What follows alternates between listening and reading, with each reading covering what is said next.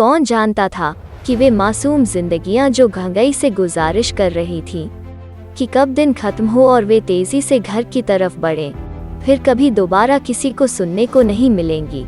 पेशावर के army school पर हमला इंसानियत की तारीख में सबसे कायराना हमला था, जिसमें 140 से ज्यादा लोगों की जान गई, जिनमें कम से कम 134 मासूम स्कूली तलबा था।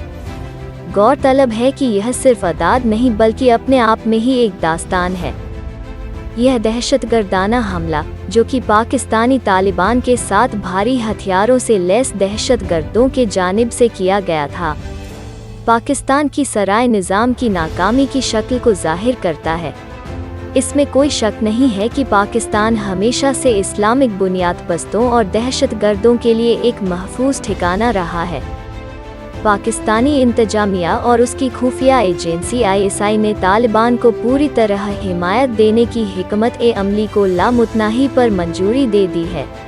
फक्त कत्ल करने और यरगम न लेने के मकसद से आर्मी स्कूल पर हमला हमेशा के लिए तकलीफ देह ही रहेगा। पाकिस्तान, जो कि दुनिया भर में सबसे अच्छी खुफिया एजेंसी होने का दावा करता है, इस हमले से बचने में नाकाम रहा। अब सवाल यह है कि क्या उसके इंटर सर्विसेज इंटेलिजेंस एजेंसी ने ही इस हमले की मंसूबाबंदी की थी? क्या यह हमला किसी को कुछ साबित करने के लिए किया गया था?